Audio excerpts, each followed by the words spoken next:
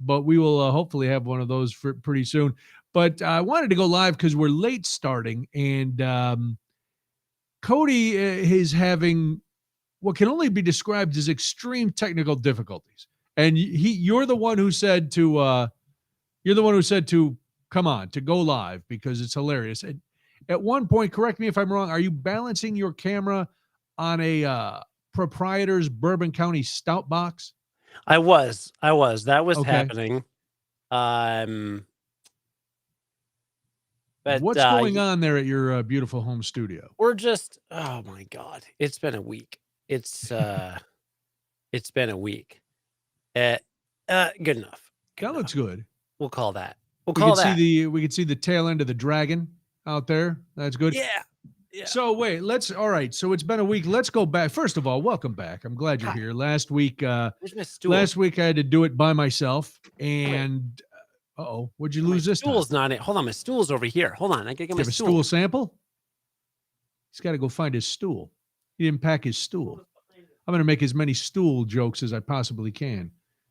His stool's on the loose. Ha ha! Get it? Hi, Linda. Hi, Cindy. Here, I got a hanger too.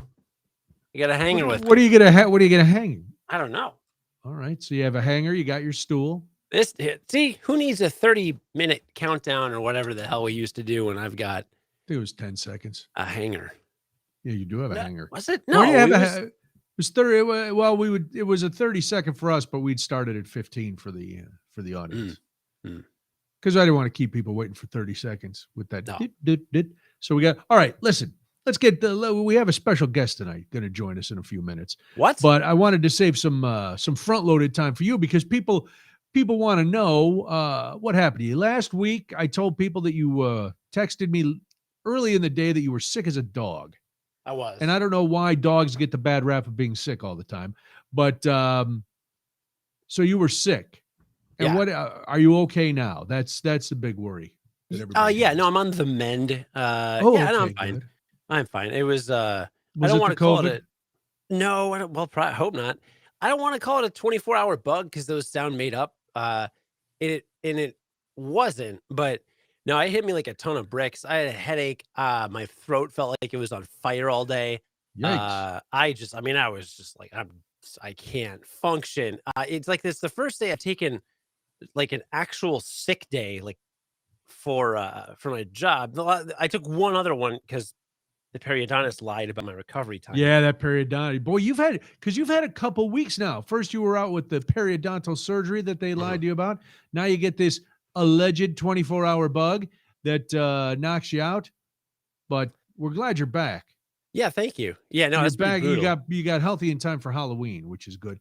But everything else is okay there at the home studio. Everything's. I mean, it's extraordinary. Like you don't even know. I see him very disorganized and like my whole audio video setup's a mess and all that. But I've been working with professional video people on and off all day for interviews for my job. Okay. 6 hours ago, I interviewed David Copperfield. Really? Yeah. Was it an illusion or did you really interview him? No, it was really him. So I've got a whole like backdrop setup that I now have moved out of my closet just before this because I don't know if my job wants me like using the same professional backdrop for that and this. So anyway, I kind of tore down the studio haphazardly, but that also meant moving cameras and stuff. And anyway, it all seems very amateurish. No, not at all. But everyone knows you are a consummate professional. If nothing else, a consummate professional. And thank God you're back, because if I had to do another one of these by myself, I don't know what would happen. I started with the intention of doing like 25 minutes, and I think I ended up doing almost 50 minutes, which is scary to know that I could just sit here in a room by myself and talk nonstop for almost an hour with no live feedback, nothing. It was just me babbling, and thankfully the people in the chat were being very nice. But yeah, I'm glad you're here. That's why they love you, Brian. You can just go. I don't know if that's true. I know the second part is true, that I could just go. I don't know, one, if anybody loves me, and I'm not fishing for a compliment. That's just what I do in what I do in therapy. But, you're back. You know what, before we get into Halloween and all that, because I know our guest is going to have some Halloween stories. This was a monumental Halloween for him. I must talk about your son and the unbelievable level of adorable that he conjured up for Halloween. See what I did there? That'll come in. Yeah, that'll come in handy now. But let's welcome Cody. You and I spent many a late night with this man, mostly trying to rouse him from his slumber so that he could actually do his job at WGN. Sunday night, October 31st, was his final broadcast, allegedly, as a newsman at WGN. Of course, renowned author of The Unplanned Life, former WGN newsman,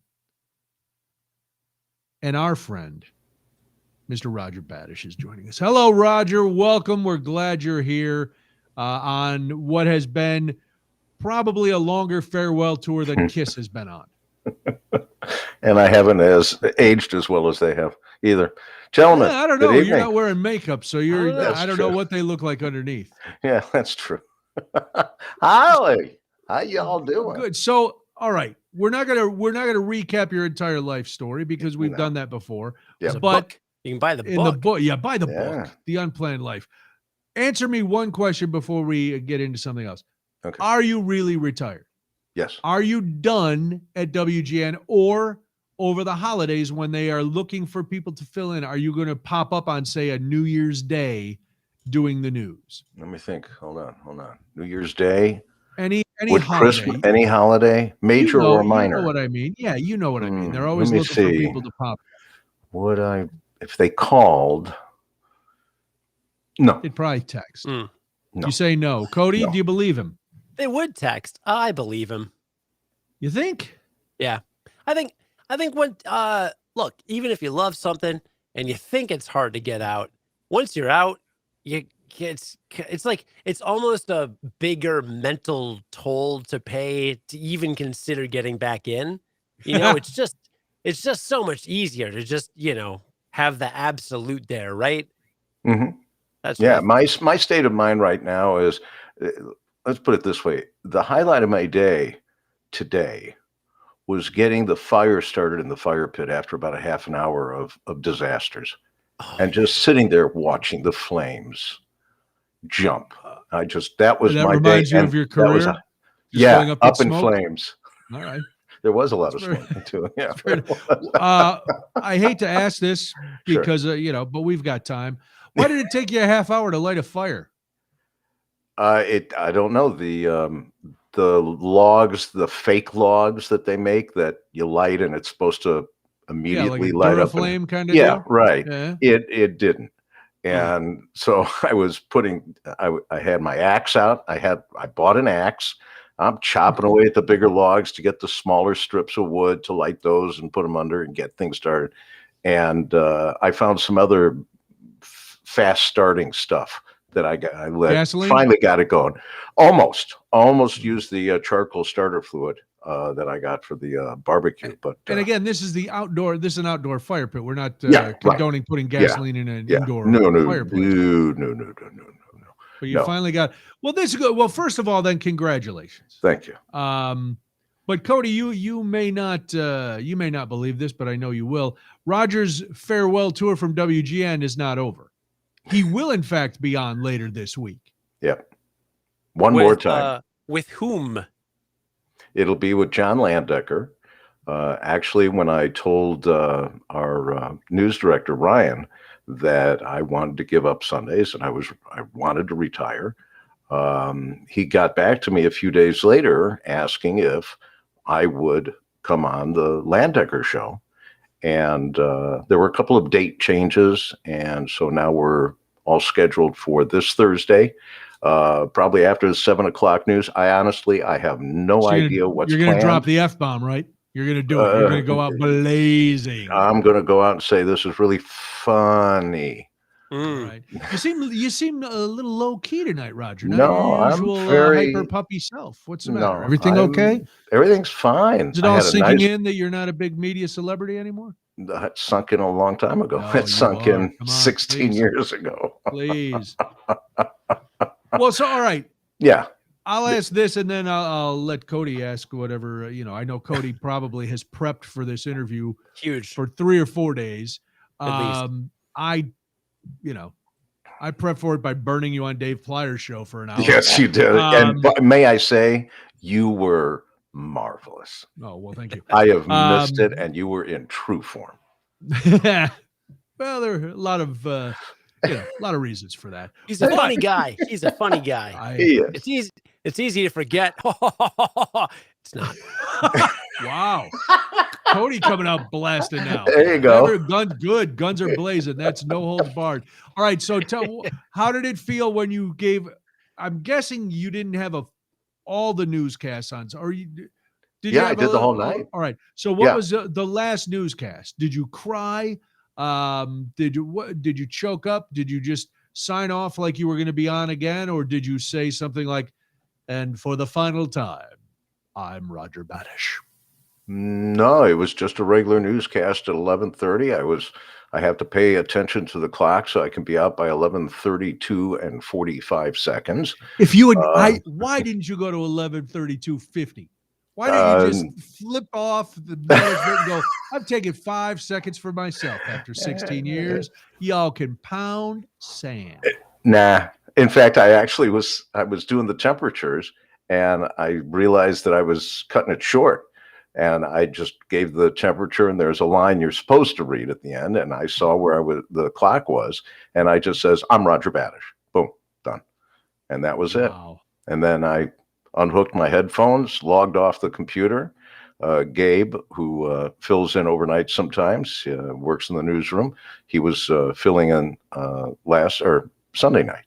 And he was over at another desk, and I said, "Well, it's been fun. See you around.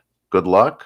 I went and talked to Danny in the control room, our good friend. Dan Long. And, Dan Long. Or as I like to call him, Ben Wong.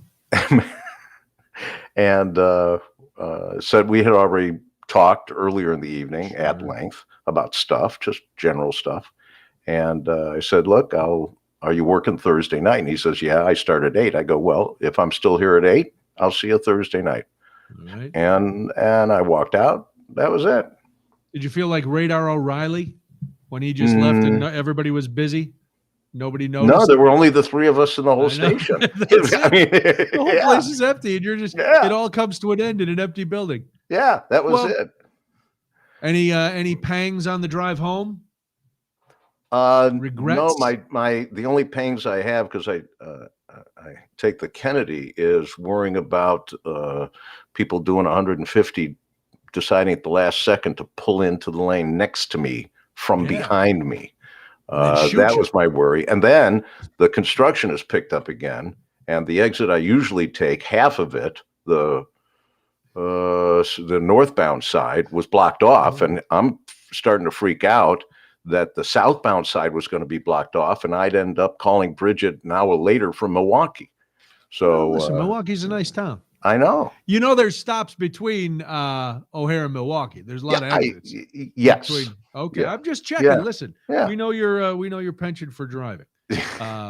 Well, I don't know, Cody. Do you have anything? To add about Roger's retirement? No, you ask good questions. You prepped for this interview, Brian. I would have asked how the last deal went. It sounds like your exit was about as ceremonious as mine from that station. Well, Carl Amari was in earlier. He was doing the Halloween shows, old-time radio shows, from 5 till 9. And we chit-chatted just a little bit at certain breaks. He gave me a very nice going away gift. And really? Wow. Yeah. And then Dave Schwann showed up. He worked Sunday mornings, but he came back and got a nice card from him, and we talked a lot, and it was very, very nice. Should we feel bad, Cody, that we didn't get him a gift?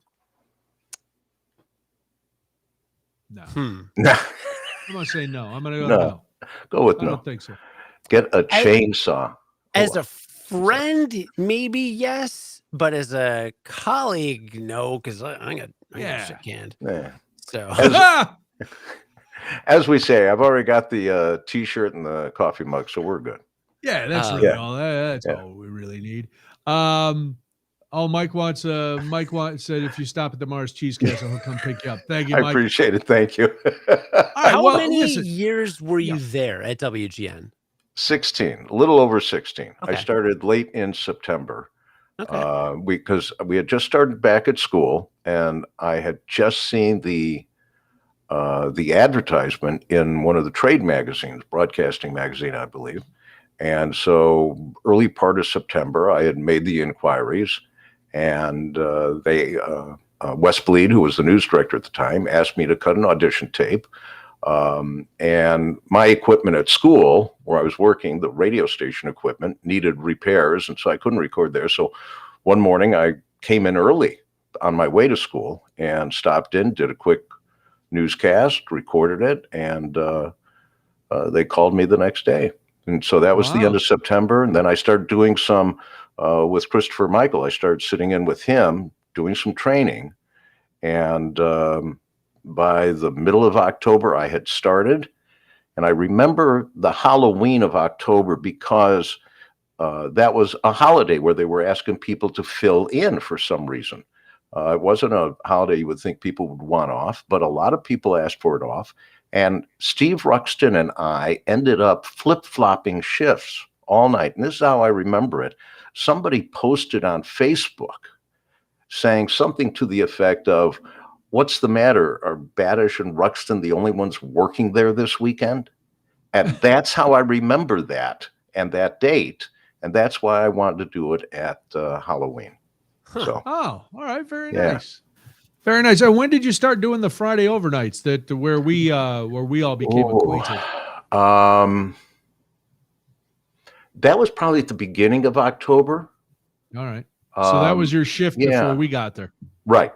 Very nice. And I had to because I'm teaching Monday through Friday, and it just worked out that I could get home in time, take a quick nap, freshen up, and then get back. I started at 10 o'clock. Let's be honest. You saved the quick naps for during the show. Yeah, well, they were longer naps. They weren't that quick until someone realized that, where's Roger?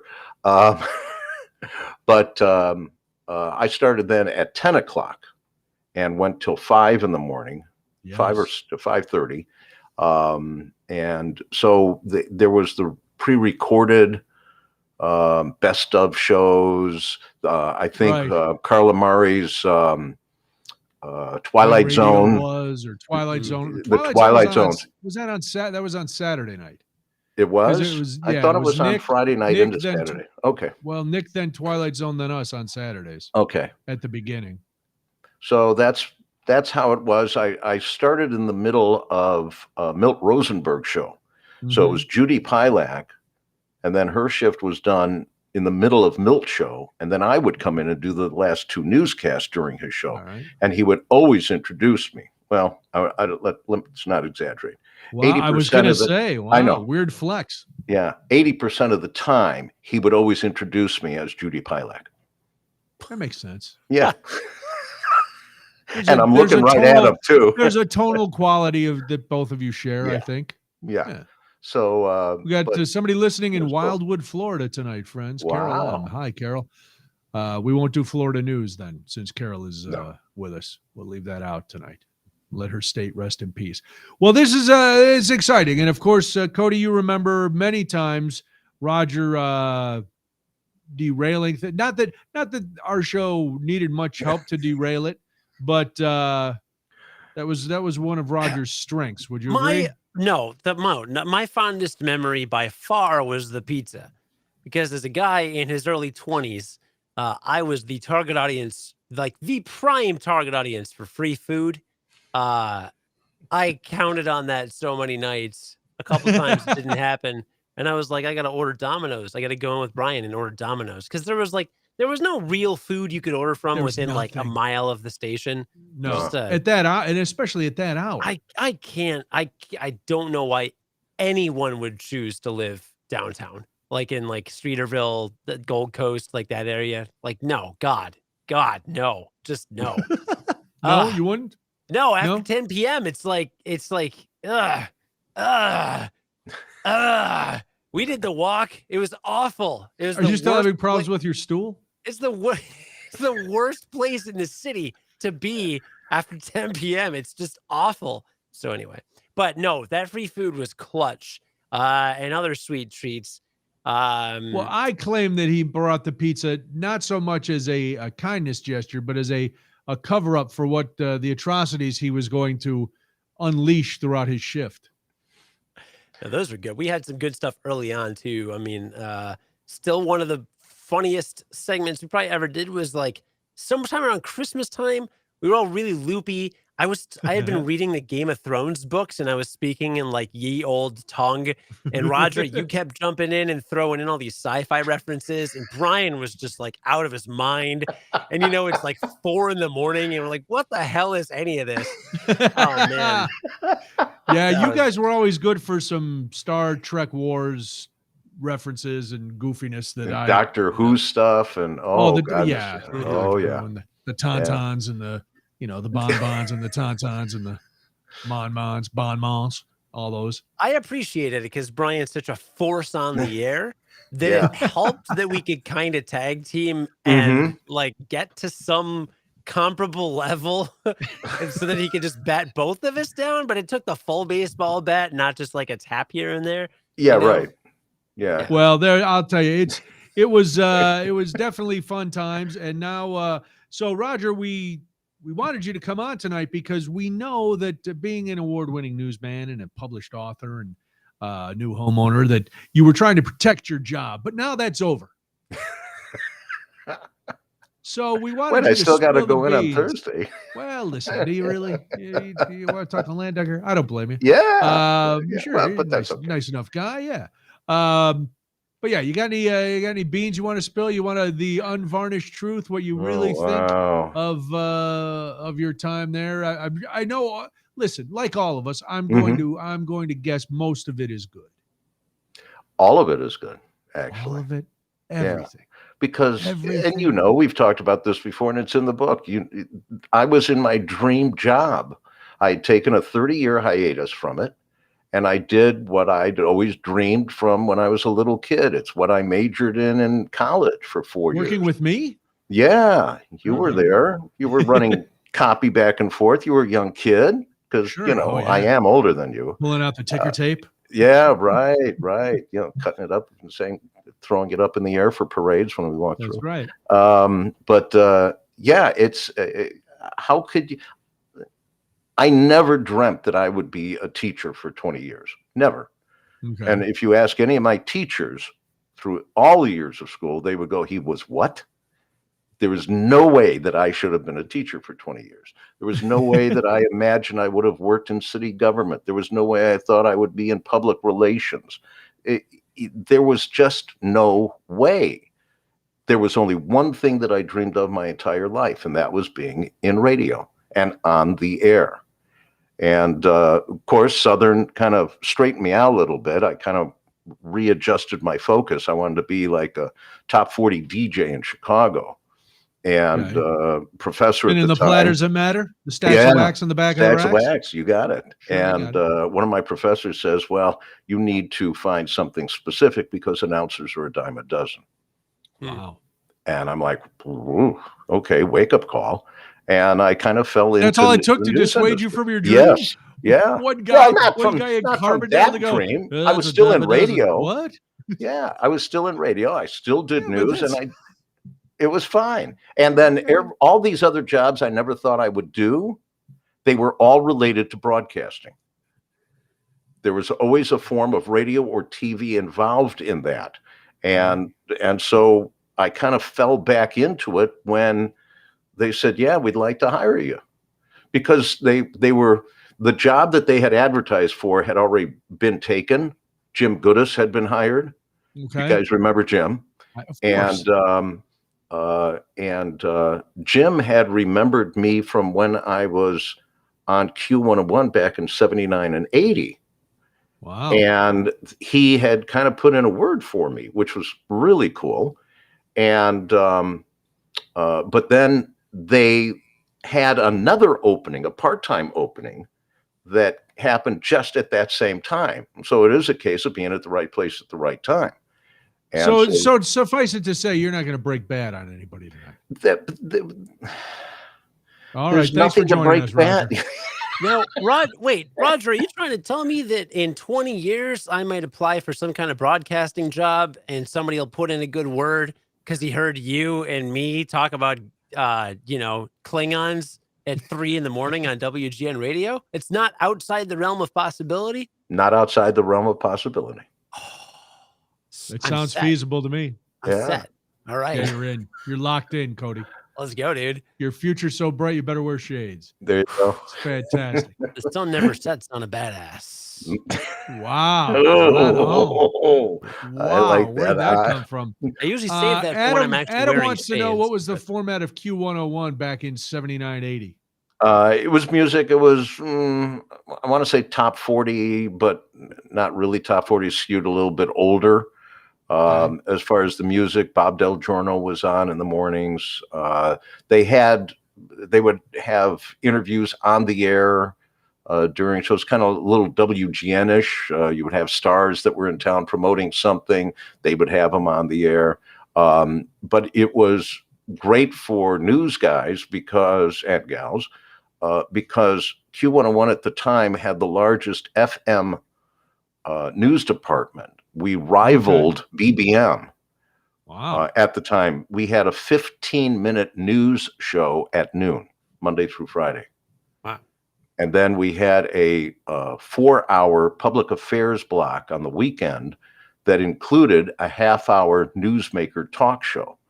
So we had like Alderman Burke was on. We had Superintendent Brezak, Police Superintendent Brezak at the time when Mayor Byrne was going into Cabrini Green and trying to straighten that out. So we had all the newsmakers and using public relations skills I didn't know I had, I started to get those stories put into the Sun-Times and Tribune, and those reporters started to cover our recordings of the show.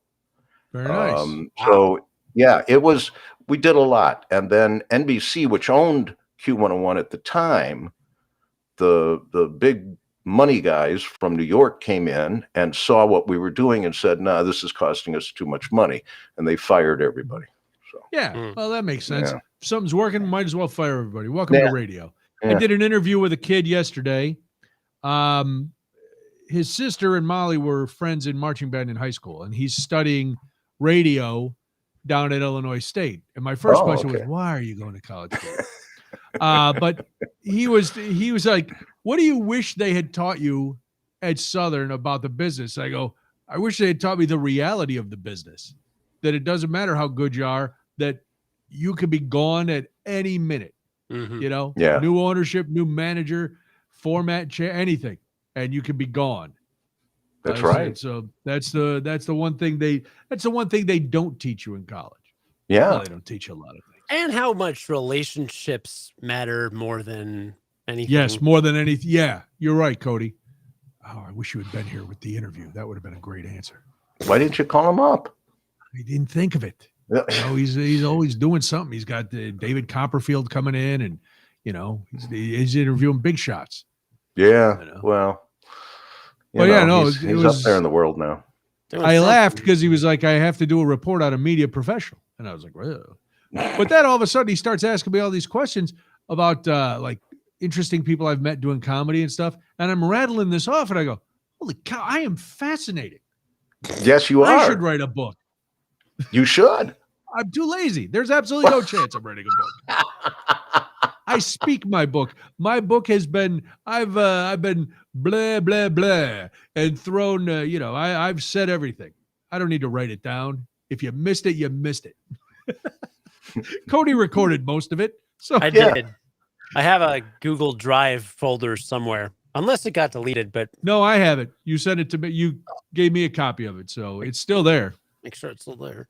It's still there. I just checked it. Whoa. Good. Well, I used it a couple of weeks ago to put up that out of context quote piece. Nice. Yeah. When you had one of your maladies that we could not do the show.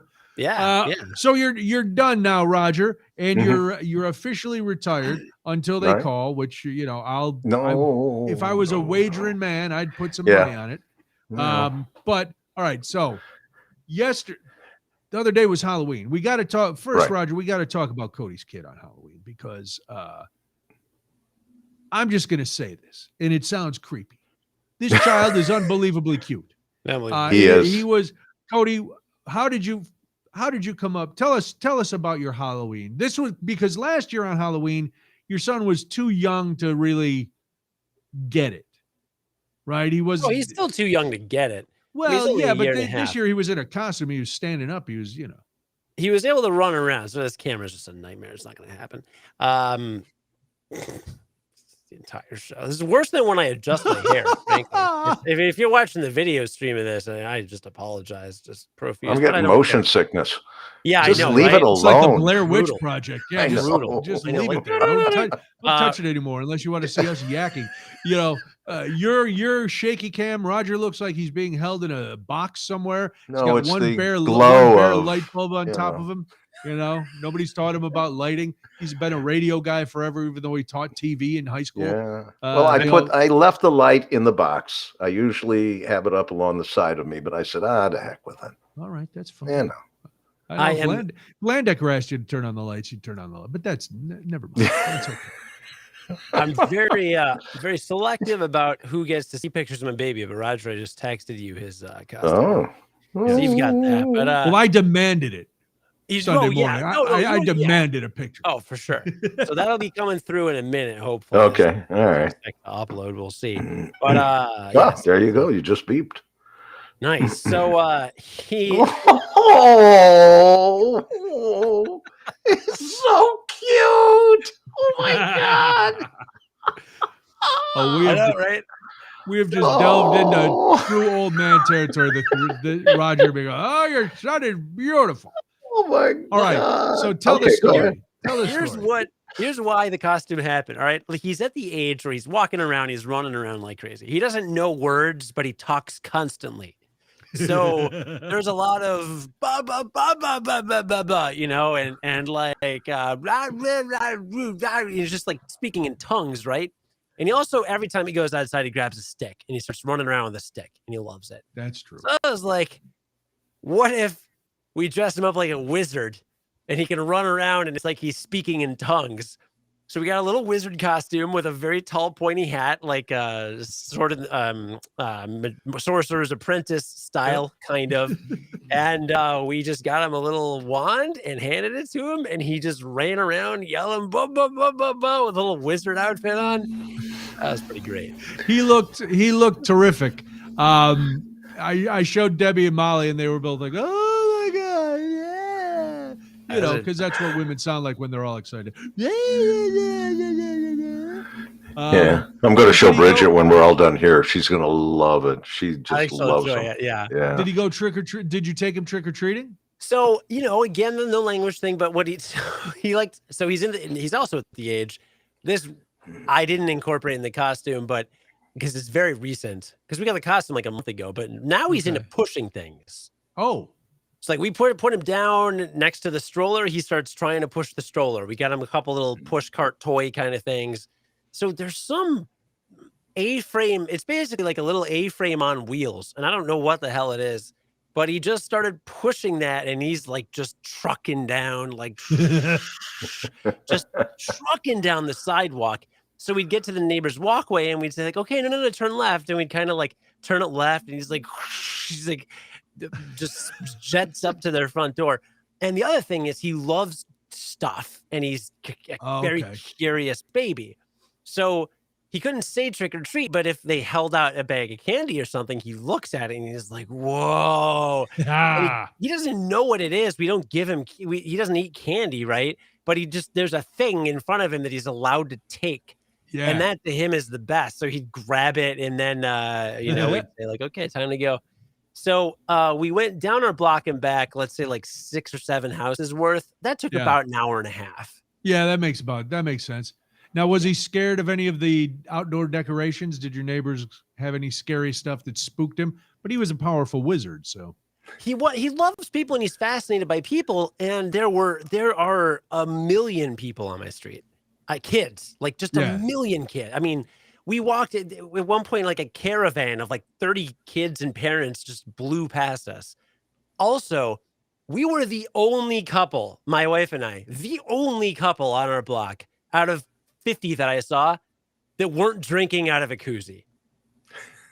I've noticed this is when we lived in the suburbs. Suburban parents like to drink while they trick or treat. I also, when we lived in Frankfurt, I had chocolates that were filled with liquor that I would give to the parents if they came up to the door. Oh, that's nice. So I contributed to the delinquency of all the old people. But nice. Yes, why? Oh, well, you guys were being responsible parents. You weren't getting all hammered while you were out there trotting around. Who was giving out candy at your house while you were out gallivanting with the Wizard King? My parents. My parents came into town, so we were not the lame, like, couple that like doesn't give out candy or whatever. So my parents were here. My sister visited and my brother-in-law. So they all came, and so it's kind of a team effort. They all wanted to see the baby's outfit, which I mean, was worth it for them. And then so my sister kind of came with us. At first, she wasn't going to come, but like he wouldn't keep walking unless she was there. So she made quite the impression, and then he joined us. But yeah, I got to tell you, I mean, there was a couple with us drinking out of Solo cups. Really? And there was another couple further down the block, a little bit older couple. Their kids are just older than me. Like their kids are like 20, and they had a little charcuterie board and glasses of wine, and they were sitting there like eating charcuterie and drinking wine while people grabbed food. They had the mom reflex though, because my son immediately makes a beeline for the wine glass. Yeah, that kid's a boozer from way back. We gotta watch. Yeah, I gotta get a lock for the liquor cabinet. Yeah. But so they blocked him. They didn't let him get any Chardonnay with his Reese's cups. No, they picked it quickly. Very good. Very quickly. So very successful Halloween. I dressed up the night before. My wife and I were pro wrestlers. Oh, really? Who were you? I was Orange Cassidy. He's an AEW wrestler that no one's heard of unless they watch AEW. But it's an easy costume. It's just a jean jacket, jeans, and a white shirt. And my wife was a luchadora. Oh, hello. She got a mask and a cape. We decided that her name was La Noche. La Noche. Ooh, La Noche. And this was the night before? Did you go to a party or something? Or you just were cosplaying at the house after the baby went to bed? Went to a little party in the city. None of the suburban parents really dressed up. There's like one couple on our block that does a great costume every year, but I guess parents aren't as into Halloween with trick-or-treating. I had a lot of parents dressed up at our house.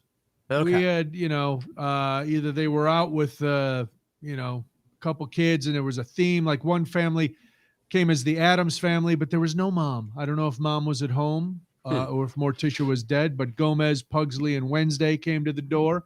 And there were some bumblebees and a couple of M&Ms and different things that'd come up. And we had a pretty good turnout. Now I tried to make the yard as scary as possible because I mentioned this last week. Debbie's all about the scary decorations. Halloween's not supposed to be cutesy. Halloween's supposed to be scary. So there were one or two kids that I heard screaming from the sidewalk that they were too scared to come up, and I knew I had done my job. And that was it. So Walter was over because he had stayed over Saturday night because Molly had a Halloween party at her place that she did not invite us to. Just a sidebar, which was, of course, she wouldn't invite us to her Halloween party. But he had a hot dog costume. Walter did. And so, like, we tried to put him out in the backyard, and he and Gidget would just bark at every kid that came up. Then he was in the house, but he wants to run out the door. So he had his costume on, and I would step outside the door and hold the storm door closed, and he would come up to the glass and look at the kids, and everybody's like, "Is your dog dressed like a hot dog?" And then they'd call to the other kids, "This dog in here is dressed like a hot dog." Ah! And he looked cute in his hot dog. But it was an easy afternoon. The kids were coming.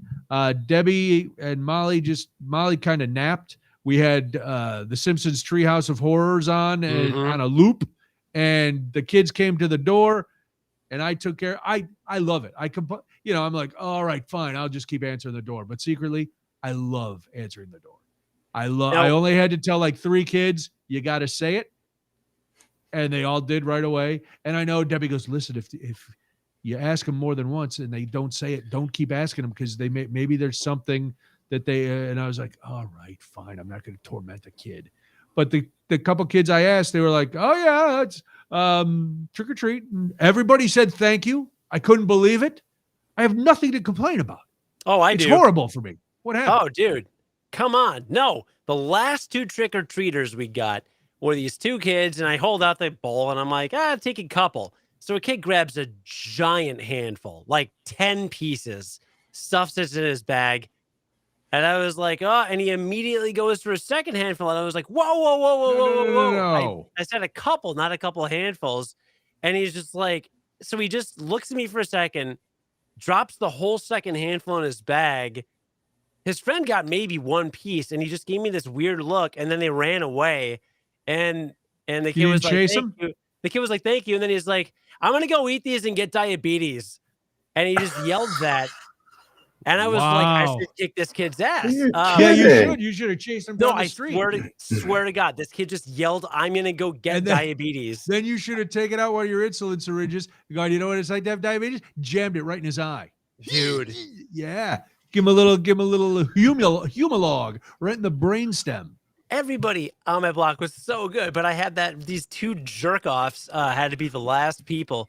Here's your mistake. You let them reach into the bag. You never give up the candy.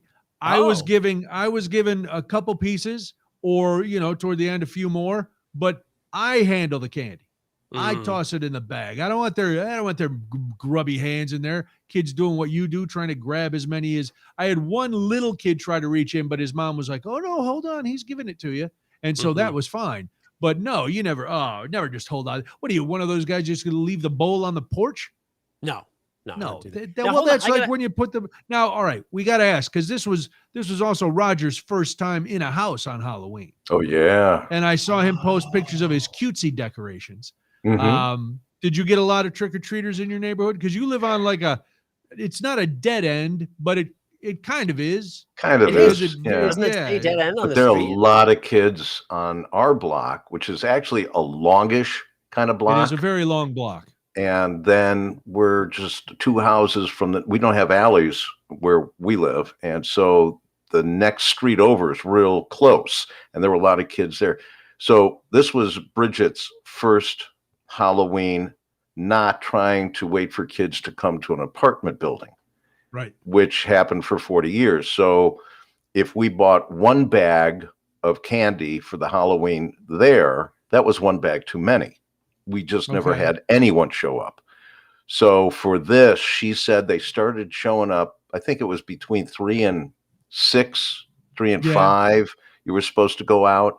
She says they started showing up before 3, and she was worried that she was going to run out. And we had 4 bags. And when I left Sunday, I said, I should have bought you more.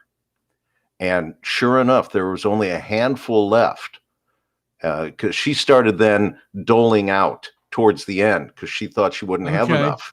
And she had been real generous to the first group of kids for the first hour or so.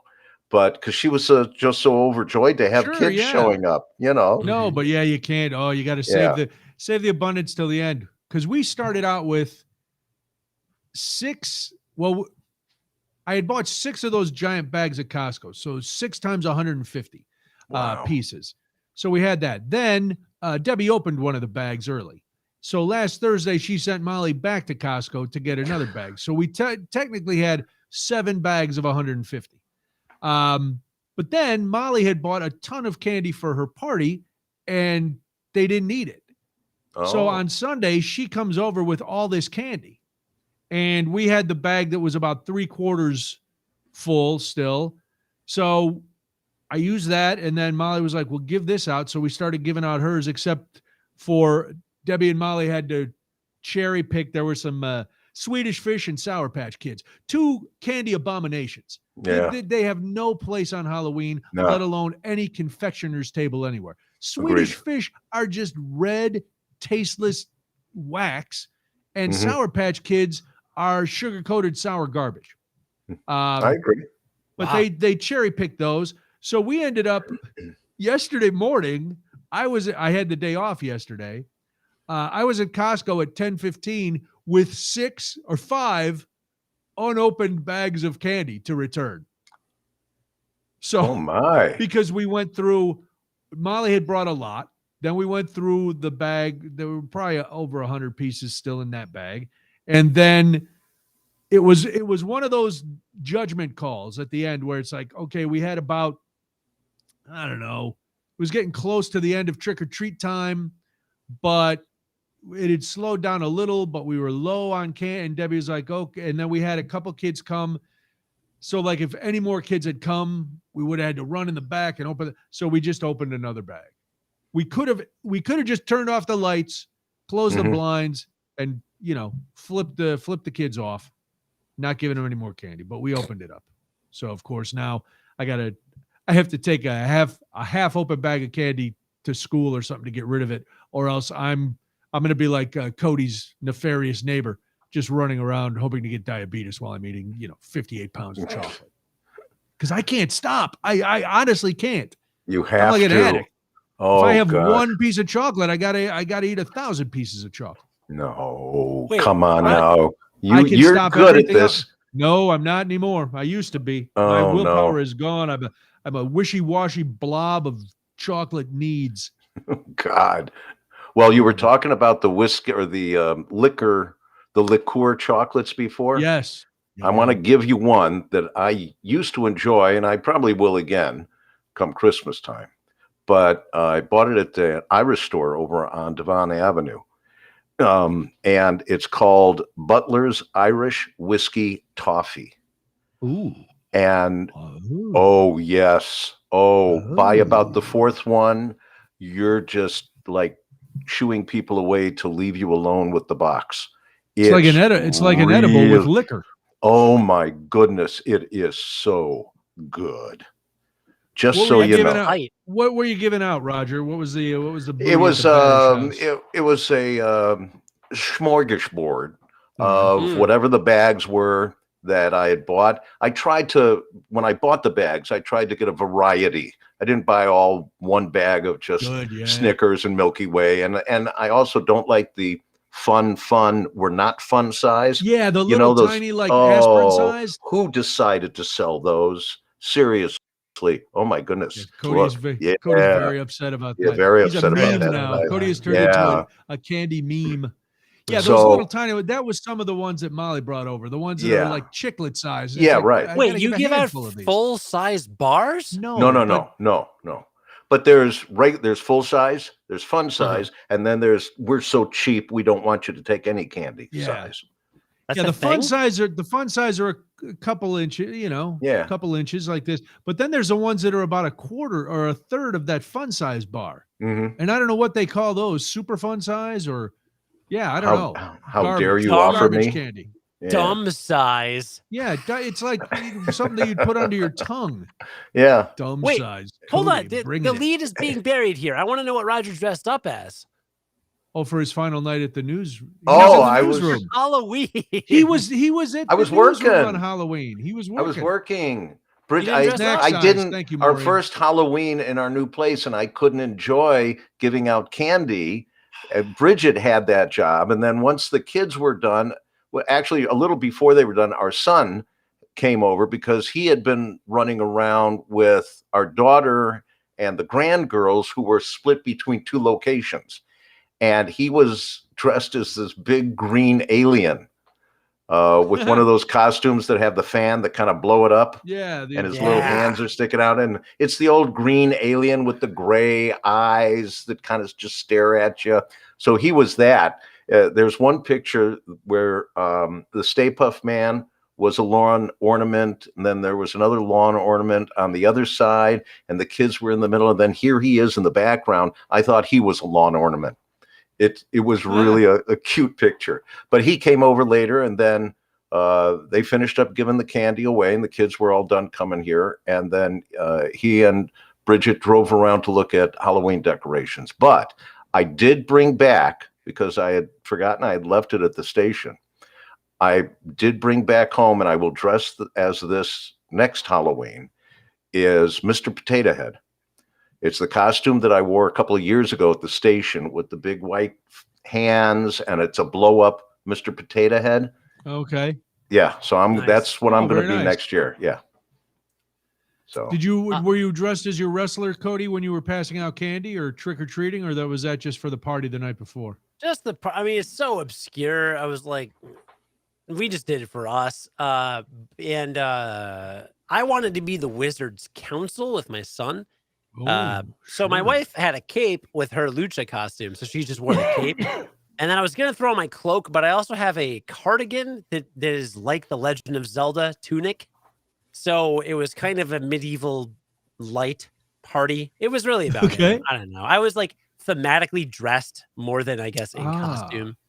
But I think, I'd like to do a whole thing because like our neighbors a few doors down last year, the parents dressed up like Ghostbusters. Okay. And their son was the Stay Puft Marshmallow Man. Which for a 1-year-old is an amazing costume, right? Yeah, that would have been Because they good. can barely walk anyway, and they're just like, oh, it's great. This year they showed up, and the mom was like an 80s jazzercise. It's just kind of like an 80s like fitness costume. The dad was dressed like Hollywood Hulk Hogan. Ooh. With the NWO shirt and like the black and white. Yep. And his son, who is now 2, was dressed up like Hulkamania Hulk Hogan with the feather boa and like the skull cap and everything. It was and the sunglasses. It was amazing. I ran out. I was like, we need to be friends. You live 3 doors down. Why are we not better friends? So that's what I aspire to do with my son and my wife next year. Very nice. Yeah, we used to have at our old place, we used to have a couple families that did, whole family costumes. And they were always real good. And then there was one family that had triplets and another child, and they would always be something like one year there was the older kid was a polar bear, and then the triplets were penguins. And, nice. They'd do all that kind of stuff. I didn't wear a costume on Sunday. I just wore a black Frankenstein t-shirt when I was passing out the candy. But I did wear my clown costume to school on Friday. How'd that go over?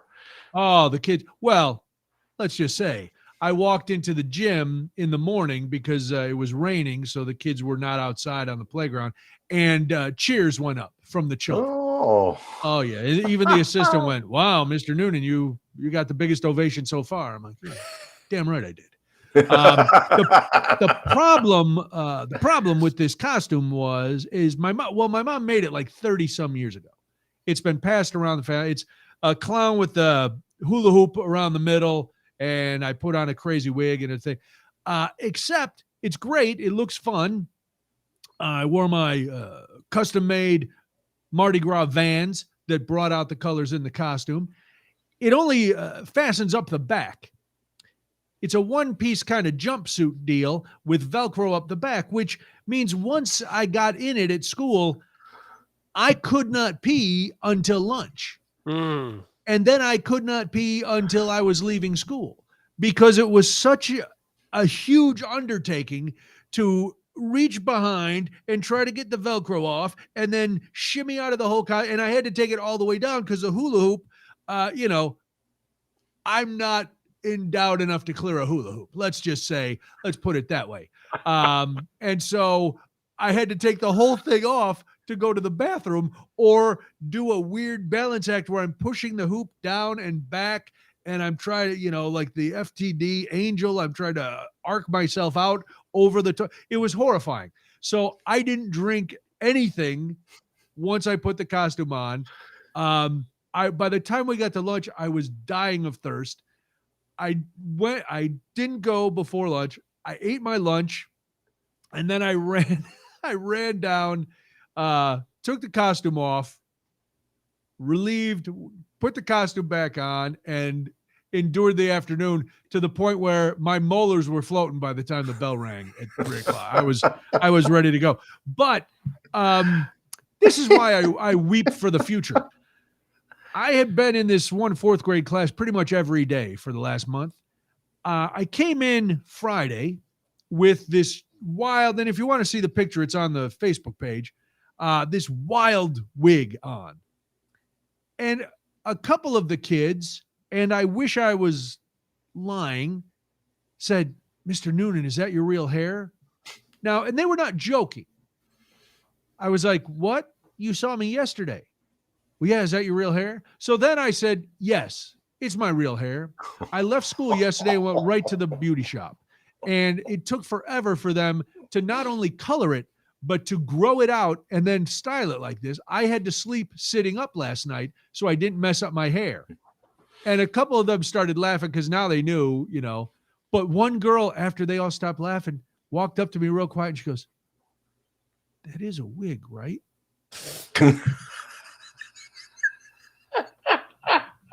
Yeah. Did you give her the look? I just shook my head and walked away. I was a sad clown.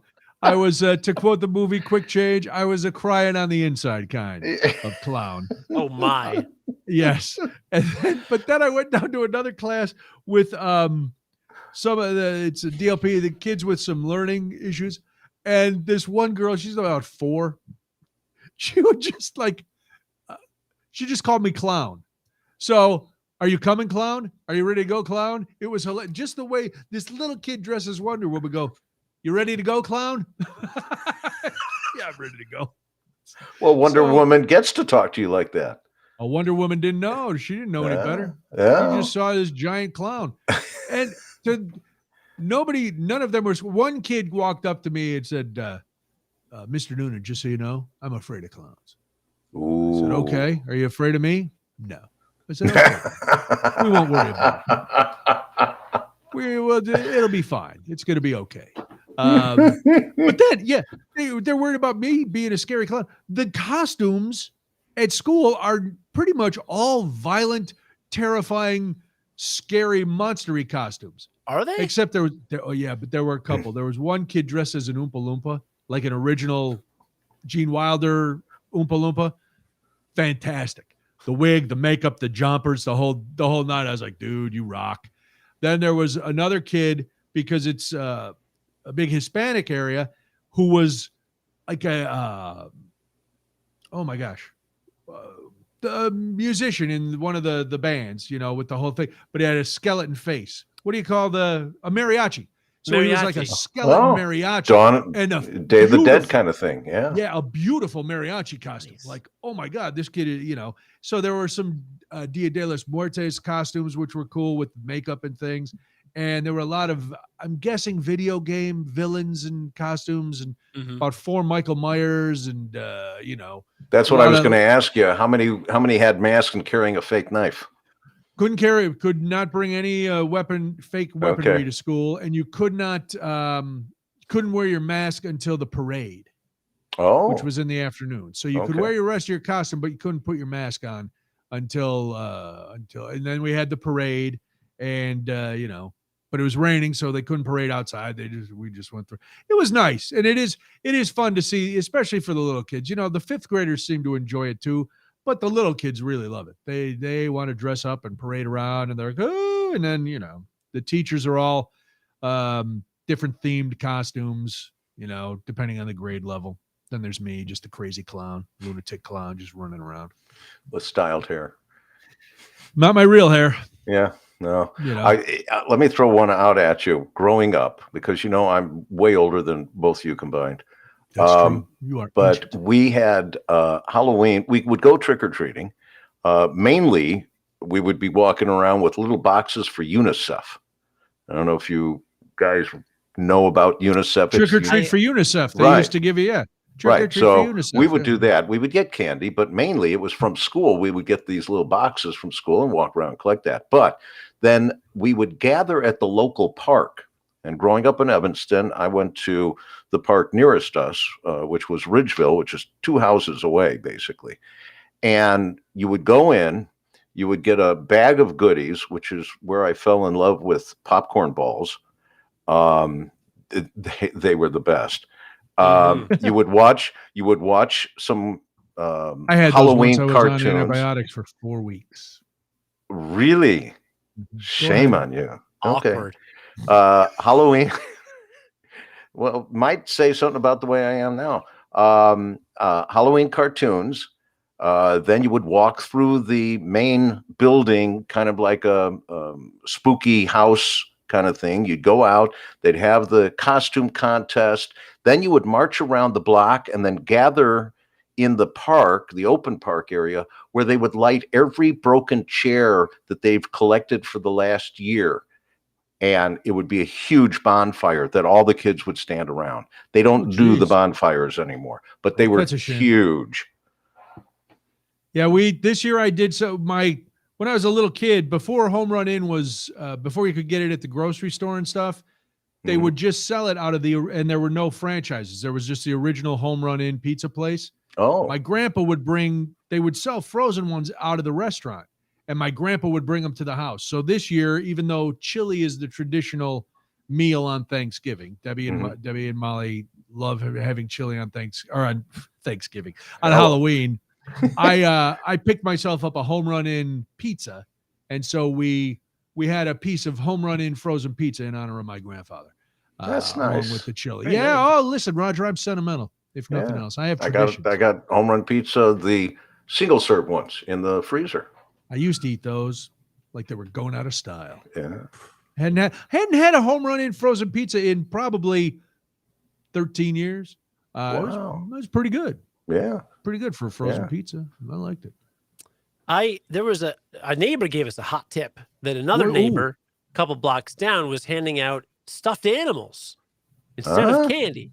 And someone, we didn't get to stop by their house, but we later learned, or my wife learned somewhere, that apparently it's a growing trend of people handing out things that aren't candy.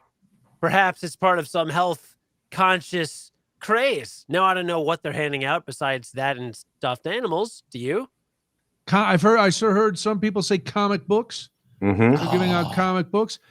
You know, I think that's an okay idea, as long as it doesn't flip to, stuffed animal is. If you're a little kid, a stuffed animal is cool. If you're 12, a stuffed animal, give me a Snickers bar. I don't care how my, I don't care about my health. I'm 12. Who cares? Yeah. As long as it doesn't go, well, we're not giving out candy. We want to be healthy. Here's the box of raisins, or here's, Hold on. What if they're yogurt raisins? Those are clutch. Yogurt raisins? Yogurt raisins are legend. Wait for it. Dairy. Really? All right. Well, do they taste like chocolate-covered raisins? No, they taste like yogurt-covered raisins. Well, I don't know what a yogurt-covered raisin tastes like. You got two things that I don't want anything to do with. Yogurt, oh my God, raisins. They're so delicious. Raisins are good. Raisins are not good. Raisins are rotted grapes. When I was raisins are grapes that didn't make the cut. That is, you shut your inappropriate mouth. No. What? How dare you? How dare you come at me? Here, finally, our realities are varying. Is that your hot take that raisins are good? And my hot take is raisins are garbage grapes? When I was in first and second grade, I used to get a box of raisins in my little bag lunch that my mom would send me. Did. And, you traded food at the lunch table, right? Yeah. You'd swap. I got you get whatever. You just all this bartering system. Very good for teaching people economics. And every time I got raisins, I would open the box. I'd push them all out on my hands. So I just had a pile of raisins. Yeah. And I would look my friends dead in the eye. And I would say, I would give you raisins, and then I would put them all in my mouth at the same time and eat them. And that was my catchphrase for like 3 years of elementary school lunch. Don't know why I remember that, but I do. Mike says yogurt raisins are the douche canoe of snacks. Oh, Mike, you are down. Raisins are not nature's candy. Yes, they are. No, they're not. I side with Cody. I love raisins. Raisinets are the bomb.com. Oh, with the dark chocolate on the raisinets. I'll take it. Raisinets blow. Dude, well, no, if I go to a movie theater. If it's not a goober, why even bother? No, movie theater candy, you get raisinets and a Mountain Dew, and if they don't serve Mountain Dew, I'm sneaking it in. Oh, God. That's how I roll. Well, see, I should have known. Somebody who's that gung-ho about drinking Mountain Dew is going to want the garbage candy. Raisinets. And those raisins in Raisinets aren't even real raisins. They're the asses that fell off the raisin. They're like the raisin debris. They're the raisin that get caught in the sifter when the real raisins got popped out. And then they just cover them with waxy chocolate. You go, here you go, kids. Eat a healthy snack. It's a Raisinette. I do not like your raisin de tray right now. I used to, as a kid, I ate raisins because, like every kid, my parents thought it was fruit, and it was, it's good for you, eat some raisins. No, it's not. Somebody here, Tom described them best. Flies with the wings pulled off. Nope. Look at this. Raisins are the weak link of any trail mix, Cody. I see you holding up the trail mix. All right. If you didn't have that, you would have almonds, walnuts, hazelnuts, pecans. Correct. And dried cranberries. Okay. So one soft, gushy thing with a bunch of nuts. Otherwise, you get a bag of nuts. And if I want a bag of nuts, I'll get a bag of nuts. It's not I'll get a bag of nuts and throw some M&Ms in there. Maybe some toasted coconut. The definition of a trail mix is to have some kind of, I don't know what the definition is, but for it to be a good trail mix, it's got to have nuts and some sort of candy. And as Roger astutely pointed out, raisins are nature's candy. Thank you very much. That's right. I didn't mind the cranberry. You could throw that dried cranberry in there. I'm down with that. It's a sweet treat that's neat to eat. It is not a sweet treat. Yes, it is. It is sweet. And it is sweet. Treat. So by definition, Roger was right. Checkmate, libs. Boom. Wow. Wow. Cody just owned the libs, the anti-raisin libs. Wow. Oh, you're going to fill your coffee cup with my raisiny lib tears. Oh, no. My sun-kissed lib tears. Oh, man. Oh, I don't know why the libs would be that gung-ho. Oh, Mike, we're not playing that. No. I can't say the word checkmate without saying libs at the end. Ants on a log. Oh, is that when you put them in celery or something?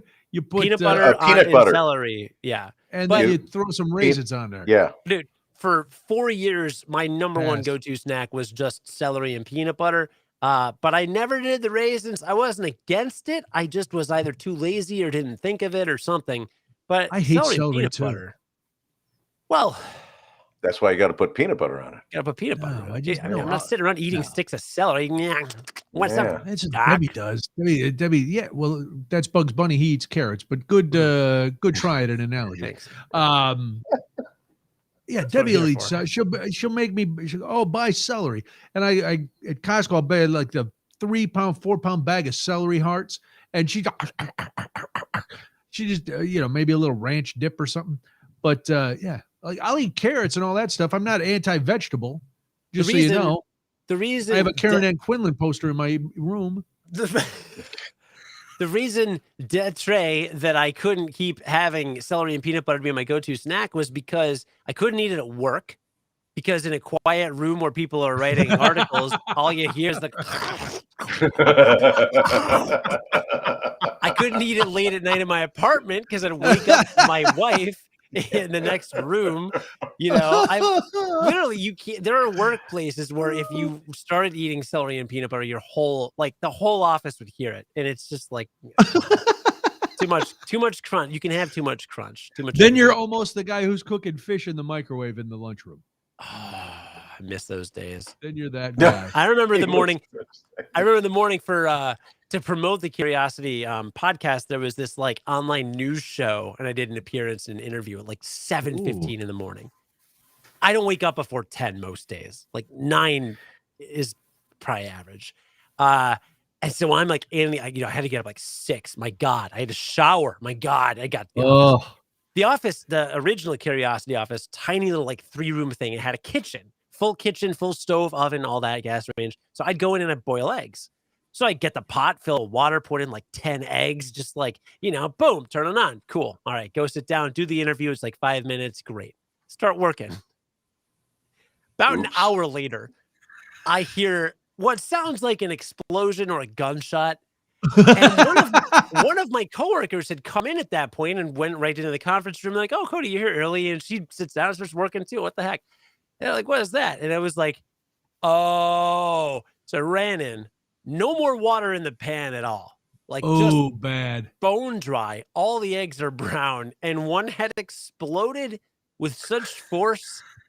The half of the kitchen was just covered in burned boiled eggs. I think 2 or 3 had exploded at that point. The pan was completely ruined. That was a fun morning. What were you boiling the eggs for? Were you just going to eat hard-boiled eggs? Breakfast. I used to eat hard-boiled eggs for breakfast every day for also years. Wait a minute. Really? Did you have 10 every morning?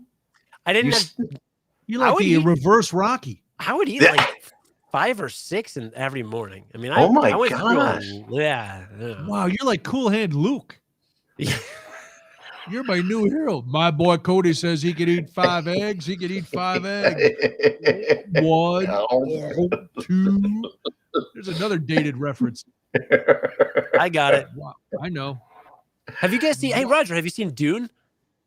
No, I have not. We haven't been to a movie theater in a long time. I know I'm supposed to see it on the large screen, but I'll probably wait for it to hit.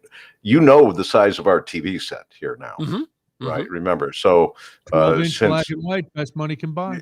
I know, and Bridget tells me to move when the signal's not good. But we sit so close that it kind of has that imagery of being an IMAX kind of screen. So I may wait for it to come onto there. But I am getting ready. Huh? It's on HBO Max right now. We don't have HBO. Did you buy it? HBO or Max. Did you watch it, Cody? Yeah, I did. How'd you like it? I have no frame of reference. I didn't watch the original with Sting and his cod piece. Did you read the books? No. I read the entire series, including the ones written by his son. And I did this when I was working at Edelman Public Relations. I got hooked on the first one, and I had to, in order to follow it, I had to go back and reread sections to make sure that I had all the different families and all the politics and all the religions set right. And I just ripped right through the entire series. The movie, the original movie, so. But I'm waiting to see this new one. I don't know how long I'll have to wait before I can get it on Amazon. Have you seen Hodorowsky's Dune? No. It's a documentary about the original Dune movie that they had planned. That was going to be directed by Hodorowsky. It was going to be starring Orson Welles. Was going to be the Baron. He was going to be the Baron. They were going to have an insane cast. Who's the painter that does all the surrealist paintings? Salvador Dali. Salvador Dali was going to be in it. Like, it was just going to be a bizarre cast, and all the special effects people. It was going to be Star Wars before they had Star Wars. Okay. And then the project fell apart. Funding didn't happen. There was some international issue because they wanted to shoot in different countries. And then what ended up happening is like 3/4 of the people that stopped working on it went over and actually worked on the original Star Wars. So there's a big chance that if Hodorowsky's Dune had been made, it would have been like that kind of cultural impact. Oh, wow. But instead they ended up with the David Lynch version, which I agree is kind of, meh. But it's a fascinating documentary and really fun to think about what could have happened. It's called Hodorowsky's Dune. It might be on Netflix. I'm not sure. But I'll look it up. Yeah. But I do have to get started. I totally forgot that the new Doctor Who series started last night or Sunday night on BBC America. And then they ran a bunch of episodes from the previous year or whenever they did it. It's been 2 years now, I think. And I totally forgot about it. And so it's on Amazon now. So I'm going to watch it. It's only a 6-episode and she's done. And it's all, it's one storyline. It's not like individual stories. It's one storyline. They bring in all the old monsters and aliens that she's dealt with. And so I got to see, that's on Amazon now. So I'll be following that. Right. Well, here's a viewing night. I bet neither one of you would have guessed I endured. or not endured. I enjoyed. Friday night, came home, after a big day at school. I had a game, a trivia game. I did that. After dinner, we sat down and I watched The Muppet Haunted Mansion, followed by The Great Pumpkin, Charlie Brown. And I couldn't have been happier. And it was my picks. It wasn't like I was forced to watch them. The Muppet Haunted Mansion was surprisingly hilarious. It was wonderful. We loved it. Yeah, a Is lot it of new? really. Yes, it's brand new. Yeah. The only thing that threw me off, and this is nothing against the story, or hearing Kermit with his new voice threw me off a little. It wasn't bad. It's not Jim Henson. No. And so it was like. Was that the first time you've heard Kermit with the? Yeah, I don't hang around with the Muppets a lot. Oh, okay. Since then, but this was fun. I didn't remember that Gonzo and Pepe the giant prawn had become like the centerpieces of the Muppet universe, but they were for this story. And there were a lot of jokes that were not for kids.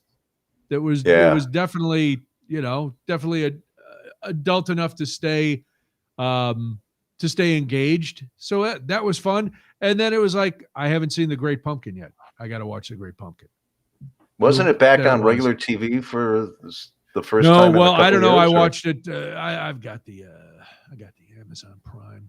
What is it on? Is it on Apple TV or Amazon? One of those. But I have it on DVD too because I'm old and I have different formats of things. I think I also have it on VHS. VHS, and I also have the original artist renderings from Charles Schulz. I talked about this the other day when I was on the radio because I actually did terrestrial radio on Saturday. Weird, I know. It's an outmoded platform, but. What was the deal with everybody treating Charlie Brown like a piece of garbage? Every Charlie Brown show, Charlie Brown got treated like garbage, and he seemed like a nice enough guy. Like he doesn't seem like he offends people, like he should offend people. He's there, but everybody picks on him. He gets bullied nonstop. Even his dog, everybody loves Snoopy. Snoopy's kind of a jag. Because Snoopy's always a jerk to his owner, too. If my dogs treated me like Snoopy treats Charlie Brown, it wouldn't be happening.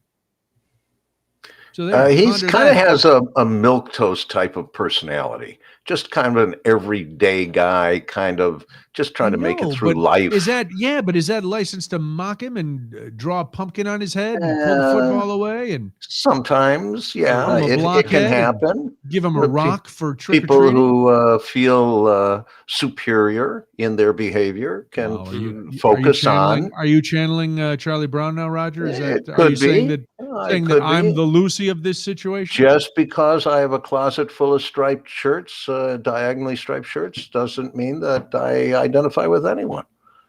Okay. It's teaching capitalism.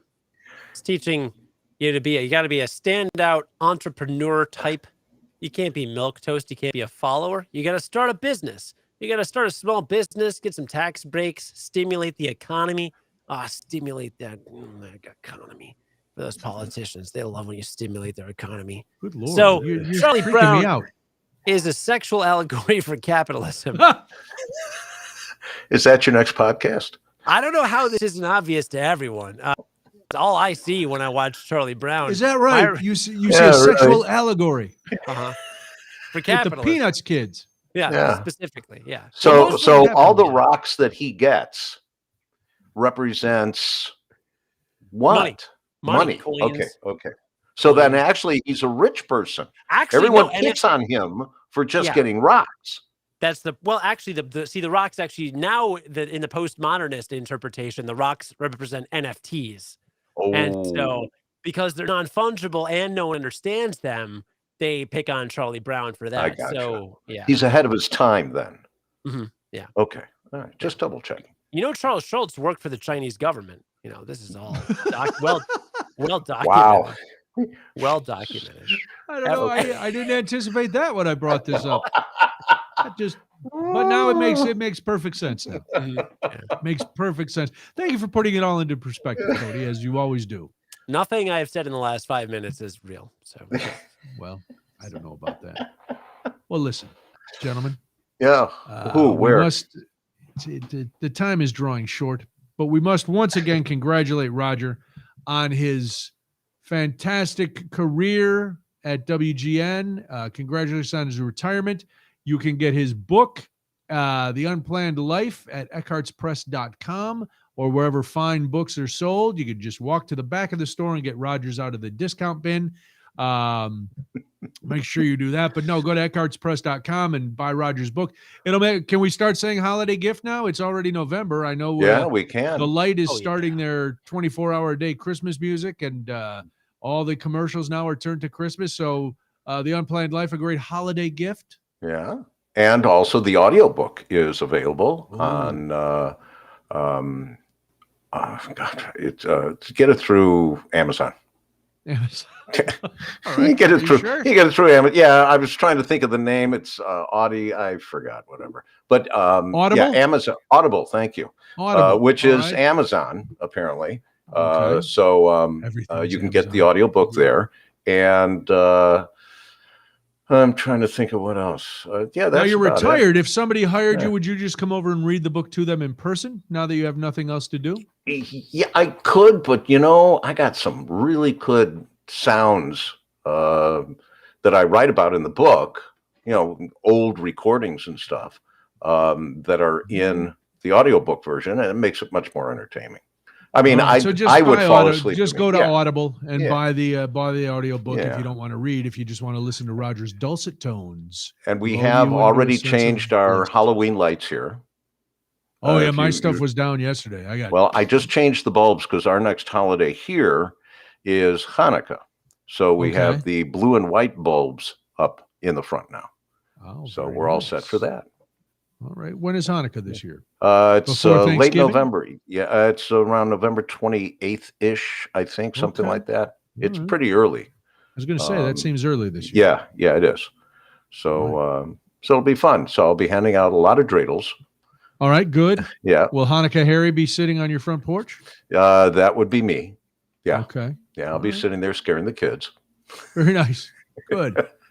All right. Well, congratulations, Thank Roger. You. I don't Thank know you, guys. Cody, I wished you well on Dave's show. I don't know. Yeah. Cody's been hesitant to wish you well because he's well. He doesn't need me to wish him well. You're doing good. Are you kidding? You're retired. That's the most well you can get. I've seen your garden. You're a well person. Yeah. He's got a lot of stuff going on at the house. But I wish you more wellness because I want to see some more pictures of that garden. That's good stuff. Well, next spring, we're going to be adding a lot more to it. So a lot more rose bushes and a lot more lavender. And we'll see what else we can do. So, hey, if you do landscaping, we may hit you up if you want a little retirement project. I've got grass growing on a lawn that was nothing but solid dirt, and not even dirt wanted to be on it. That's how bad the section was. And it's nice and green. The neighbors have walked over and go, "You did that?" And I got a neighbor across the street asked me how I got the grass to grow. Last week, he had all the same materials that I had told him that I had gotten, and he was working on patches in his lawn. So I'm educating the neighborhood. What'd you use, Mr. Fix-It? Well, you have to till the ground down to about 6 inches or so. You put down fresh dirt and mix that in. Then you put down the seed, and I got a fast-growing seed because, it was towards the end of the summer now, and I wanted to make sure it had time to grow and take root. And then you put peat moss over it. Oh. And then water it a ton every day. And in about 2 weeks, you'll start seeing it grow up. So it's worked out really good. And I saw him with the peat moss and the dirt and the seed and digging little patches in his lawn. And so, yeah. Very nice, Roger Green Jeans. That's fantastic. Well, congratulations. Congratulations on the retirement. Congrats on the house. Cody is always on Curiosity's Daily Podcast, the Curiosity Daily Podcast, which you can find at curiositydaily.com. Listen every day for a fantastic science podcast where you will learn a lot in a short amount of time. That's a good plug. Pretty short amount of time, yeah. And if you follow the Curiosity Facebook page, for those watching on Facebook, tomorrow, my co-host Ashley and I will also be doing a live stream around, I think 7 p.m. Central tomorrow. Yeah, that sounds about right. It's on my calendar. It's been a long week. But tomorrow night, we're doing a live stream we're going to talk about the show, do a little trivia to celebrate, because tomorrow we are releasing our 1000th episode. Holy smokes. Congratulations. Somehow. That's phenomenal. So yeah, that's part of why I haven't slept. So I'm actually, it's a lot. So we're pretty excited about that. A lot of extra time and effort have gone into that. Nice. So that'll be weird for people to see. I don't know if Ashley or I will be as funny as Brian and Roger, but we'll try to entertain a little bit. You'll be fine. You'll be fine. Yeah. You can hear me on WTMJ on the 8th and the 11th and the 20th and the 26th. A lot of TMJ this month, so I will keep you updated there. You can always get a hold of the show. We want to quick shout out to one of our listeners tonight, or one of our viewers tonight. Listener Zach said his mom unfortunately had to put their dog down today, and she was listening to us, and it was kind of helping her get through. So we're sorry about that, and glad we could help a little bit. So that sucks for everybody. That's it. So next week we'll be back, and we will be talking about God only knows what. But Roger, thank you for joining us. We do appreciate it. Pleasure. It is always a pleasure. And now you're going back in, and I'm sure if after you do your Landecker hit, they go, listen, the news guy called in sick. Can you do news the rest of the night? You will stay and you will do news, and I will win $5,000 that I bet in Vegas that you would be going back. $5,000. I didn't know that they had a line on me already in Vegas. You can get a line. You get a line on everything. You get a line on everything. So I was, I was making the bets. The bets. Excellent. So that is that. All right. That's all. Thank you for listening. Thanks for watching. If you watch the stream, make sure, Cody, we say this every week. Make sure you like. Make sure you subscribe. Make sure you tell your friends. Tell people. Make sure you tell Cody's kid that he could cast a spell on you. The cutest kid in America. I feel bad saying that in front of Molly, because she goes, "Hey, what?" I go, "Well, you were a baby a long time ago. You were cute. You were really cute then, But now you're a grown woman. Now now there's cute babies coming up. You get pushed out. Yeah. Welcome to showbiz. The young hot kids are coming up. Boom, boom, boom. All right. Well, we will talk to you again next week. Don't forget CuriosityDaily.com. Tomorrow is Cody's 1000th episode live stream on Facebook. So go there, get Roger's book at Eckhart's Press, or the audiobook on audible.com, which is part of Amazon. You know where to find me here and at WTMJ. So there you go. Not next week. The 13th, I got a big country club show. Big fancy country club show in Lake Geneva. Try the veal. That's right. Doing a little, yeah. Well, they're having a buffet dinner, cash bar. Oh, nice. Yeah. I guess there's going to be a prime rib up there, and I may just skip the show and just eat. But I gotta do a little stand-em-up comedy. That'll be fun. Yeah. We will see. All right. Now I've started to say goodbye about 80 times. Yeah. It's the Irish goodbye.